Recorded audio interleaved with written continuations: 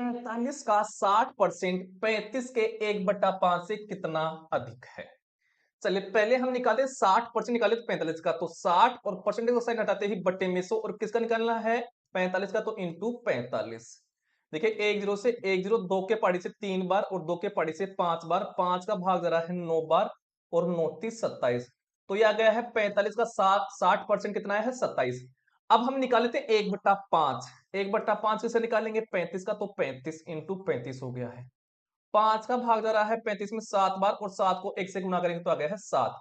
तो ये 27 है, ये 7 से कितना अधिक है, तो माइनस कर देंगे तो कितना अधिक है 20 अधिक है, जो कि ऑप्शन नंबर कौन सा हो जाएगा, पहला ही हमारा आंसर हो जाएगा। यदि 56 का स्क्वायर को किसी धनात्मक संख्या के वर्ग में जोड़ा जाए तो प्राप्त उत्तर 10,880 होगा। उस संख्या का 1/22 क्या है? तो 56 का स्क्वायर करना है, तो 56 का स्क्वायर और ये बोला किसी संख्या में जोड़ा जाए, मान लीजिए वो संख्या में मान लेता हूं x और उसका वर्ग करना, तो वर्ग ये लीजिए उस संख्या के वर्ग में जोड़ दिया जाता है, तो ऐसा करने पर वो संख्या प्राप्त होती है 10,880 प्राप्त होती है। ठीक है, ये बात समझ में आ गई होगी। अब हम 56 का स्क्वायर करें, तो 56 का स्क्वायर देखिए 56 को 56 से गुणा करेंगे तो ये 6 3 और ये 31 इतना आएगा, और प्लस ये हो गया है एक्स स्क्वायर और बराबर हो गया 10,880 हो गया है। ठीक है, अब देखिए 3136 इस तरफ जाएगा तो माइनस का हो जाएगा, तो माइनस करेंगे 10,880 में 3136 है, तो एक्स स्क्वायर बराबर क्या हो जाएगा, तो एक्स स्क्वायर बराबर हो जाएगा कितना 7744 आ जाएगा, 7744 ये आया हमारे पास। अब चलिए, तो x का मान हमें निकालना है, x का मान निकालूंगा तो क्या करूंगा, इस 7744 का हम क्या निकालेंगे वर्गमूल निकालेंगे, मतलब ये 7744 एक किसका वर्ग है, तो ये वर्ग है 88 का। ठीक है, वर्गमूल निकालना तो आता ही होगा अभाज्य गुणनखंड विधि से आपको। ठीक है, या फिर मैं निकालना सिखाता हूं, एक बार में इसका कर लेते हैं। तो वो संख्या कितनी आई है 88 आई है, कितनी आई है 88। अब हमें पूछा है इस संख्या का 1/22 निकालना, तो 1/22 निकालने, तो 1/22 और किस संख्या निकालना है इसका 88 का, तो ऊपर 88 कर देंगे, तो 22 चौक 88 4 बार, तो 4 को 1 से गुणा करके कितना आया है 4, तो 4 आ जाएगा। ऑप्शन नंबर 2 हमारा क्या हो गया है आंसर हो गया है। अब देखिए मैं बताता हूं वर्गमूल कैसे निकालते हैं। हमें 7744 का निकालना था, तो 7744। अब देखिए जो भाग देते हैं वो अभाज्य संख्या का भाग देते हैं। अभाज्य संख्या क्या होती है, जिसमें ऐसी संख्या जिसमें खुद का भाग देता है और एक का भाग देता है उसको बोलते हैं अभाज्य संख्या। ठीक है, सबसे पहले किसका भाग जा रहा है दो का जा रहा है, क्योंकि दो अभाज्य संख्या है। दो का भाग जा रहा है तो कितनी बार जा रहा है 3 8 और 7 और ये 2, फिर से दो का जा रहा है तो दे लेंगे दो का भाग, तो ये 1 9 3 और 6 बार गया है।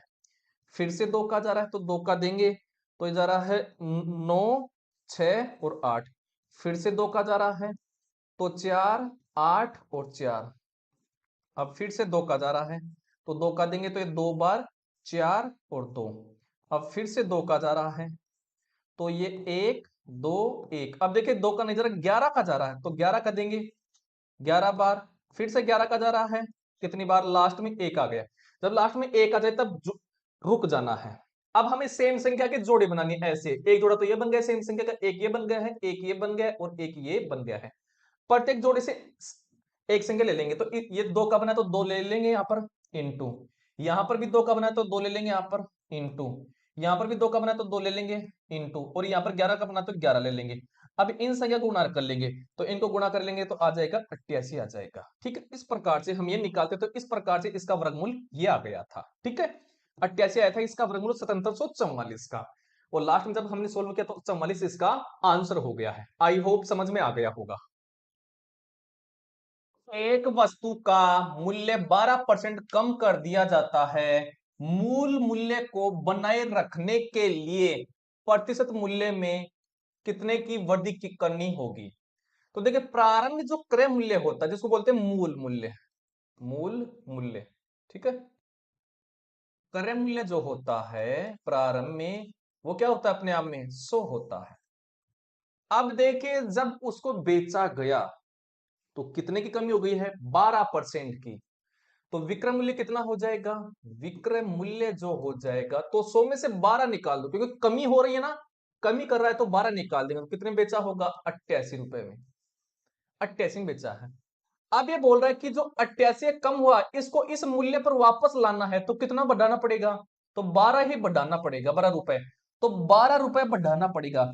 लेकिन ये किससे तुलना कर रहा है? 88 से। जिससे तुलना करता है उसको रखते हैं नीचे, और इसको प्रतिशत में बदलना है तो ऊपर गुणा में 100 लगा देंगे। ठीक है। अब देखिए, 4 के पहाड़े से 3 बार और 4 के पहाड़े से 22 बार। ठीक है।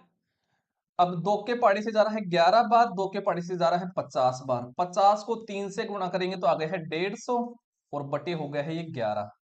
अब एक 11 एकम 11, बच गए हैं 4 जीरो, 11 तिया 33, और शेष पर 7 बच गए, और बटे 11। इतने प्रतिशत उसको क्या करना पड़ेगा? बढ़ाना पड़ेगा। ठीक है। तो ऑप्शन नंबर 2 हमारा क्या हो गया है? आंसर हो गया है। एक कस्बे की जनसंख्या 5% प्रति वर्ष की दर से बढ़ रही है। इस आधार पर 2 वर्ष बाद कस्बे की जनसंख्या क्या होगी यदि वर्तमान जनसंख्या 14,000 है? तो सबसे पहले जो परसेंट में दे रखा कितनी बड़ी, वो हल करेंगे। तो 5% को हल करते हैं, तो 5, और परसेंटेज का साइन हटाते ही बटे में 100। अब देखिए, 5 के पहाड़ी से 1 बार और 5 के पहाड़ी से 20 बार, तो ऊपर तो आ गया है 1 और नीचे आ गया है 20।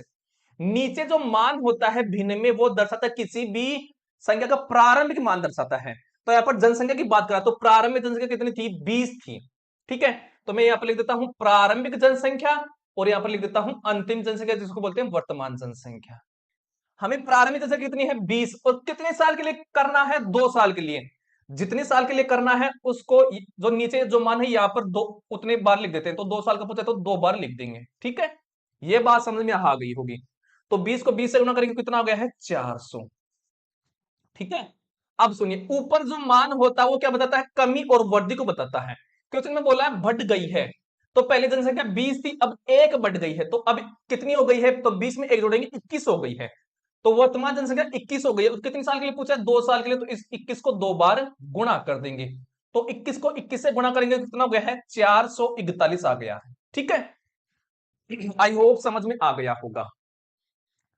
हमें क्या पूछा है? हमें पूछा है आपका, इस आधार पर 2 वर्ष बाद की जनसंख्या निकालनी है। इसका मतलब ये जो प्रारंभिक जनसंख्या है, इसको बोलते हैं क्या? वर्तमान जनसंख्या। और हमें जो दे रखा है वर्तमान जनसंख्या, वो 14,000 है।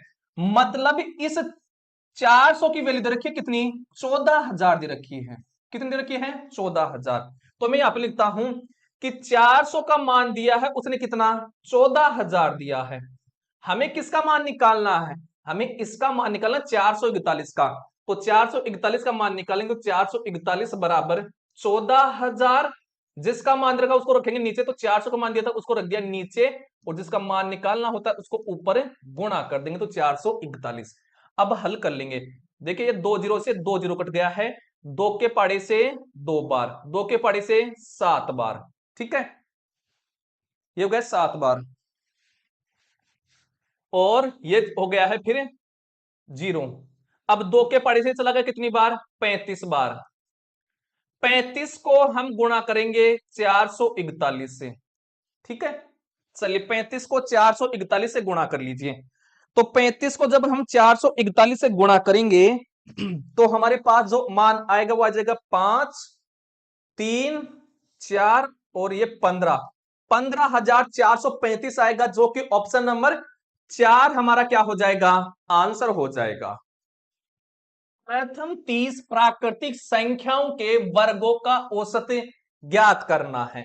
देखिए, जब वर्गों का औसत पूछे तो आपको एक सूत्र याद रखना है। वो क्या है? n+1 गुणा 2n+1 और बाई 6। ये आपके पास क्या है? फॉर्मूला है। अब n का मान क्या है? n है, कहां तक पूछा है? तो देखिए, n का मान कहां तक पूछा है? यहां पर 30 तक पूछा है, तो n का मान 30 हो गया है। तो n का मान रख देंगे, तो n का मान 30 हो गया, तो 30 रेख 31 गुणा 30 को 2 से गुणा करेंगे तो 60, और 60 में 1 जोड़ेंगे तो 61, और बटे में क्या हो जाएगा? 6 हो जाएगा। अब हम इसको क्या कर लेते हैं? गुणा कर लेते हैं। चलिए, तो गुणा करते हैं। तो ये कितनी बार, देखिए जब इसको मैं हल करूंगा ना, कैलकुलेशन पूरी करूंगा, तो ये मेरे पास 315.17 क्या आएगा, आंसर आएगा। ठीक है, कैलकुलेशन तो करनी आती होगी, जैसे आप करते हो वैसे ही मैं करता हूं। ठीक है, तो ऑप्शन नंबर कौन सा हो गया है, दो ही हमारा आंसर हो गया है। शिवम अपनी आय का 50% खर्च करता है, यदि वह 24,000 बचाता है तो उसकी आय क्या है, ये हमें बतानी है, आय बतानी है। देखिए प्रारंभ में जो आय होती है, कोई भी चीज प्रारंभ में आय, मान लीजिए कोई भी संपत्ति, वो अपने आप में क्या होती है, 100% होती है। ठीक है, अब इस 100% में वो क्या कर रहा है, 50% खर्च कर रहा है, तो इसमें क्या कर रहा है, वो खर्च कितना कर रहा है, 50% खर्च कर रहा है। तो बचत कितने की किया उसने, तो बचत कितने कितने की आ जाएगी, तो इस 100 में से 50 निकाल दो, तो कितना बचा, 50% की उसने बचत कर ली है।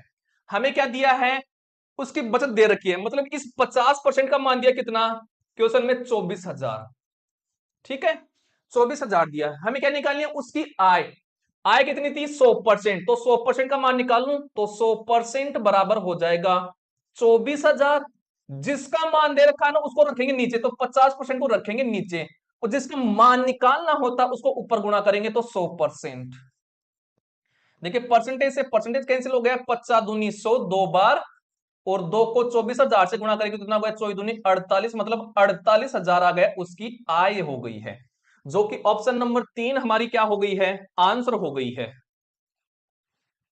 मीना ने अपना चमड़े का पर्स मीना को 12% लाभ पर बेचा, मीना ने इसे शारदा को 5% हानि पर बेचा, शारदा ने इसे सीमा को 10% लाभ पर बेचा, यदि सीमा ने शारदा को 2,926 का भुगतान किया तो रीना के लिए चमड़े के पर्स का क्रय मूल्य ज्ञात कीजिए। तो हम मान लेते हैं कि रीना ने उसको x रुपए में खरीदा है। ठीक है, ये मान लिया है। अब रीना ने किसको बेचा है, मीना को, कितने लाभ पर, 12% लाभ पर। देखिए जो परसेंट आता है ना, जब लाभ होता है फिर हानि होता है, उसको हमेशा 100 में से प्लस माइनस करेंगे, घटाएंगे जोड़ेंगे, अगर लाभ होगा तो जोड़ेंगे और माइनस होगा तो घटाएंगे। तो यहां पर लाभ हो रहा है 12 को, तो 100 में 12 जोड़ो तो कितना हो गया, 112, मतलब 112% निकालना है इसका। तो 112 और परसेंटेज का साइन हटाते ही बटे में 100। आगे क्या हुआ है, आगे जो हुआ है, मीना ने इसे शारदा को बेचा है, और कितने बेचा, 5% आने पर। देखिए हानि हो रही तो 100 में से घटाएंगे, तो 100 में से 5 घटाएंगे तो कितने में बेचा होगा, 95% पर बेचा है, तो इसका 95% निकालेंगे, तो 95 और परसेंटेज का साइन हटाते ही बटे में 100 आ गया है। ठीक है, अब शारदा ने इसको सीमा को बेचा है, और कितने पर बेचा है, 10% लाभ पर। तो देखिए लाभ रहा तो 100 में जोड़ेंगे, तो 100 में 10 जोड़ेंगे तो कितना हो गया, 110%, 110% निकालो इसका, तो 110 और परसेंटेज का साइन हटाते ही बटे में 100 आ गया है। ठीक है, अब आगे आया कि लास्ट में जो मूल्य आया इसका, शारदा को जो दिया है वो आ गया इसका कितना, 2,926, तो बराबर में लिख देंगे इसका 2,926, ये आ गया इसका लास्ट का मूल्य। ठीक है, अब इसको हम हल कर लेंगे, चलो तो हल करते हैं। चलिए, एक जीरो से तो एक जीरो कट गया है। ठीक है, चलो 11 का भाग इसमें जा रहा है, तो 11 दूनी 22, दो बार बच गए हैं 7 और 2, 11 छिके 66 और 11 छिके 66, 266 बार चला गया है। ठीक है, चलिए अब करते हैं आगे की तरफ। आगे हमारे पास आता है, इसमें जा रहा है 5 का भाग 19 बार, और इसमें जा रहा है 20 बार। ठीक है, और इसमें 5 का भाग कितनी बार जा रहा है, ये दो, इसमें नहीं जा रहा 5 का भाग, है ना, इसमें 2 का जा रहा है कितनी बार, 56 बार, और इसमें जा रहा है 10 बार। ठीक है, अब देखिए, अब 19 का भाग जा रहा है किसमें, 266 में, तो देखिए गुन्नी एक कम, 19 एक बार, बच गए 7, गुन्नी चौक छिहत्तर, गुन्नी चौक छिहत्तर 14 बार। अब 14 का भाग इसमें जा रहा है, 14 चौक 56 4 बार, और 4 का भाग 100 में जा रहा है कितनी बार, 25 बार। ठीक है, ये आ गए 25। अब यहाँ पर 25 बचा है, 10 बचा है और 10 है, इनको गुणा करेंगे तो 25 को 10 से गुणा करेंगे तो 250, और 250 को 10 से गुणा करेंगे तो कितना हो गया, 2500, और ये 2500 इस तरफ चला जाएगा, एक्स का मान कितना आ जाएगा, यह आ जाएगा 2500। ठीक है, तो रीना ने उसको कितने में खरीदा था? 2500 में खरीदा था, जो कि ऑप्शन नंबर 4 हमारा क्या, सरलीकरण है। जो हमें ये दे रखा है इसको सरल करना है। तो देखिए, जब भी इस प्रकार के क्वेश्चन आते हैं, सबसे पहले हम किसको हल करते हैं? भागफल करते हैं, फिर गुणा को हल करते हैं, फिर प्लस को हल करते हैं, और लास्ट में माइनस को हल करते हैं। ये बात आपको ध्यान में होना जरूरी है। चलो, तो 31 प्लस, अब देखिए भाग आ गए ना, मतलब 54 में 3 का भाग देना है, तो भाग दीजिए। तो ये 1 बार 8 बार 18 बार गया, तो 18 हो गया भाग, माइनस 4 गुणा 14। ठीक है, अब 31 प्लस 18 माइनस, अब देखिए गुणा आ गया तो गुणा को हल कर लेंगे। तो ये 4 चौक 16 और 4 1 5, 56 आ गया है। अब प्लस को हल करेंगे, तो प्लस प्लस की संख्या कौन सी है? ये है। इनको ऐड कर लो, तो 8 1 और 8 9 और 3 1 4, माइनस 56। ठीक है, अब देखिए 56 बड़ा है, तो 56 में से गुणनचास निकालेंगे, तो ये कितना आ जाएगा? 7 आ जाएगा। और इस 56 के आगे किसका साइन है? माइनस का, तो इसके आगे माइनस का साइन आ जाएगा, ऐसा ये आंसर हो गया है। तो -7 आएगा, जो कि ऑप्शन नंबर 3 हमारा क्या हो गया है? आंसर हो गया है। फर्नीचर की 3 वस्तुओं का औसत मूल्य 5100 है, यदि उनकी कीमतों का अनुपात 3:5:7 है, तो सबसे सस्ती वस्तु का मूल्य क्या होगा? देखिए, 3 वस्तुओं का औसत दे रखा है हमें, औसत मूल्य 5100। औसत का अर्थ है कि जो तीनों वस्तु है उनका मूल्य 5100 मतलब सबका मूल्य बराबर है 5100। तो मैं कुल मूल्य निकालू 3 वस्तुओं का, तो एक वस्तु का मूल्य 5100 है। वस्तु कितनी है? 3, तो 3 का निकालना है हमें, तो 3 से गुणा कर दूंगा ताकि टोटल मूल्य आ जाएगा। तो 0 0 3 और 5 15, यह आ गया 15,300 आ गया तीनों वस्तुओं का मूल्य। अब हमें अनुपात रखा तीनों वस्तुओं की कीमत का, तो पहली अनुपात दूसरी अनुपात तीसरी, और इनका अनुपात है 3:5:7 है। ठीक है, इस अनुपात को जोड़ो, तो 3 और 5 8 और 8 और 7 15, मतलब इसको 15 भागों में बांटा गया है। तो इसमें भाग दे दूं मैं 15 का, ताकि एक भाग का मान निकाल लूंगा। तो भाग देंगे तो कितने बार गया है? 15 का भाग जा रहा है ना, 15,300 में, तो 15 कम 15 0 15 दूनी 30 और 0 1020 आया है। तो एक भाग का मान 1020 आ गया है। अनुपात में सबसे कम मान किसका है? वो सबसे सस्ती वस्तु होगी, तो अनुपात में इसका मान सबसे कम है। तो 3 का मान निकालना है, मतलब 3 भाग का मान निकालना है, और एक भाग का मान कितना है? 1020। तो 3 भाग का मान निकालेंगे, तो इसको 1020 से गुणा कर देंगे ताकि 3 भाग का मान आ जाएगा। तो 0 3 दूनी 6 और 0 और 3 एकम 3, 3060 हो जाएगा, जो कि ऑप्शन नंबर पहला ही हमारा क्या हो जाएगा? आंसर हो जाएगा। ये हमारे पास क्वेश्चन है, इसको सोल्व करना, इसका मान हमें निकालना है। तो कैसे करेंगे? 0.75 में 0.25 निकाल लेंगे, तो ये कितना आ जाएगा? 0.50 आ जाएगा। ठीक है, बटे, अब इसमें से ये माइनस कर देंगे, तो कितना आ जाएगा हमारे पास? ये आ जाएगा 0.5 और 3 0 वो आ जाएगी। ठीक है, बीच में भाग का चिन्ह है, तो भाग। अब 2.25 में से 0.25 निकालेंगे, तो कितना आ जाएगा? 2 ही आ जाएगा, बटे 4.5 में 1.5 निकालेंगे, तो कितना जाएगा? 3 आ जाएगा। ये बात समझ में आ गई होगी। ठीक है, अब इसको हल कर लेंगे। देखिए, ये पॉइंट हटाऊंगा तो ऊपर क्या जाएगा? देखिए, पॉइंट के बाद कितने डिजिट हैं? 4। तो ऊपर क्या लिख दूंगा? गुणा लिख करके 1 लिख करके कितने डिजिट है वो बिंदु लगा दूंगा, तो 4 है, तो 4 बिंदु लगा दिया है। ये पॉइंट हटाऊंगा तो नीचे क्या जाएगा? 2 डिजिट है, तो 2 जीरो लगा दूंगा ये। ठीक है, ये बात समझ में आ गई होगी। अब इसको हल कर लेंगे। देखिए, ये 3 जीरो से 3 जीरो ये कट गए हैं, और 1 जीरो से 1 जीरो ये कट गया, और 1 जीरो से 1 जीरो ये कट गया है। 5 से 5 ये कट गया एक बार। ठीक है, अब एक आगे देखिए भाग का चिन्ह है, तो भाग के चिन्ह को हमें गुणा में बदल लेता बदल लेना है, तो गुणा में बदल लूंगा। जब गुणा में बदलेंगे तो इसे अगले वाली संख्या है ना, नीचे वाली संख्या तो ऊपर चली जाएगी, ऊपर वाली संख्या नीचे आ जाएगी, तो 3/2 आ जाएगी। अब 3 को 1 से गुणा करेंगे तो कितना आ जाएगा? 3, और बटे में 2 है, तो 2। अब 3 में 2 का भाग देंगे तो आ जाएगा 1, आपका 1.5 आ जाएगा। ये आएगा हमारे पास, जो कि ऑप्शन नंबर पहला हमारा क्या हो जाएगा? आंसर हो जाएगा। 800 की एक राशि साधारण ब्याज पर 3 वर्षों में रुपए 920 हो जाती है, यदि ब्याज दर में 3% वार्षिक वृद्धि की जाए तो 3 वर्षों के बाद प्राप्त कुल राशि कितनी हो जाएगी। तो 3% की दर से हम साधन ब्याज निकाल लेते हैं 800 का, ठीक है। तो साधन ब्याज का सूत्र होता है SI बराबर PRT और बटे में 100 हो गया है। अब देखिए प्रिंसिपल जो है मूलधन है वो 800 है, इस पर ये बढ़ा रहा वो क्या 3% अधिक है। रेट हमारे पास कितनी बढ़ा रहा है वो लिखेंगे, तो 3 बढ़ा रहा है, और टाइम कितने समय के लिए बढ़ा रहा है 3 वर्ष के लिए, तो 3 और बटे में 100। अब इसको हल कर लेंगे, तो 2 जीरो से 2 जीरो, 8 को 3 से गुना करो, 8 थी 24 और 24 थी 72, तो 72 रुपए ज्यादा मिलता ब्याज, ठीक है।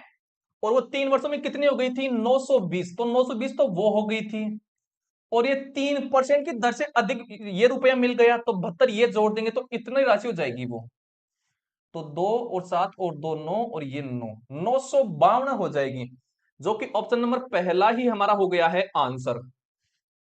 केशव ने एक दुकान से रुपए 1120 में 52 किताबें और दूसरी दुकान से रुपए 900 में 47 किताबें खरीदी, उसने प्रति किताब औसत कीमत क्या चुकाई, मतलब औसत निकालना है। तो औसत बराबर क्या होता है, औसत बराबर होता है आपका कुल मूल्य, यहां पर मूल्य दे रखा है ना, कुल मूल्य बटे कुल किताबें, कुल किताबें ये हैं। चलो तो जो 52 किताब हैं उनका मूल्य तो कितना है 1120, तो 1120 तो ये मूल्य हो गया है, प्लस जो 47 किताब है उनका मूल्य हो गया है 900, तो बटे 900। अब कुल किताबें कितनी हैं, तो 52 किताबें तो एक बार वो दे रखा है, प्लस 47 किताबें वो है, तो ये कितना हो गया 1120 में से ये 900 जोड़ लो, तो 0 2 9 और 1 10 और ये हो गया है 2 और बटे 7 और 2 9 और 5 4 9, 99 का भाग देंगे 2020 में, ठीक है। तो ये 2 बार गया है, फिर 0 ये फिर पॉइंट ये 4, तो 20.4 आएगा, जो कि ऑप्शन नंबर 2 हमारा हो गया है आंसर।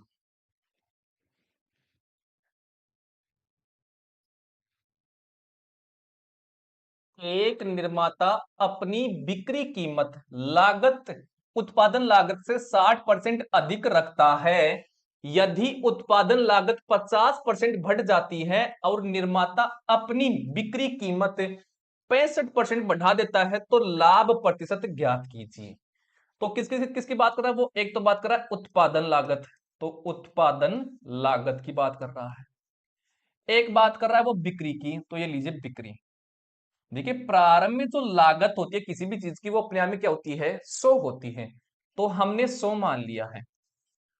अब क्वेश्चन में बोल रहा है कि जो बिक्री कीमत है वो लागत मूल्य से 60% अधिक है, तो उत्पादन जो लागत है अपने आप में 100% है, 60% बढ़ा रहा है तो कितना हो गया 160% हो गया है। तो मैं 160% निकाल लूं ताकि बिक्री आ जाए हमारे पास, तो 160 और परसेंटेज का साइन हटाते ही बट्टे में 100, और किसका निकालना है इस 100 का, तो गुणा में 100 कर दिया है, तो 100 से 100 कट जाए कितना आ गया 160 आ गया है बिक्री।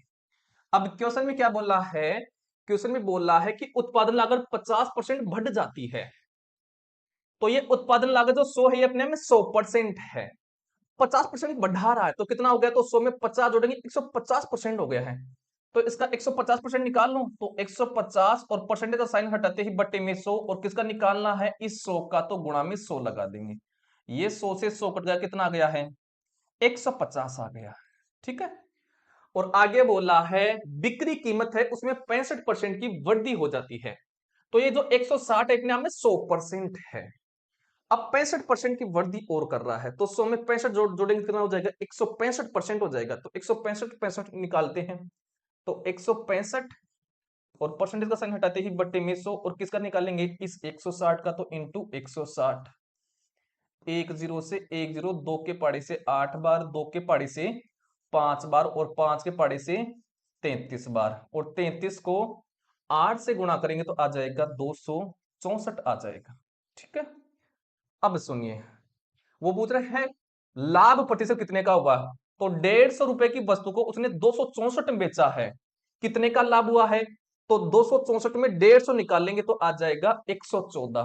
तो 114 रुपए का लाभ हुआ है। ये लाभ किस पर हुआ है? लाभ और हानि हमेशा क्रय मूल्य पर निकालते हैं। क्रय मूल्य उसका यह है 150, तो बटे 150, और इसको प्रतिशत में बदलना है तो ऊपर गुणा में 100 लगा देंगे। ठीक है, चलिए 10 से 10 कट गया है, 5 के पहाड़े से 2 बार और 5 के पहाड़े से 3 बार।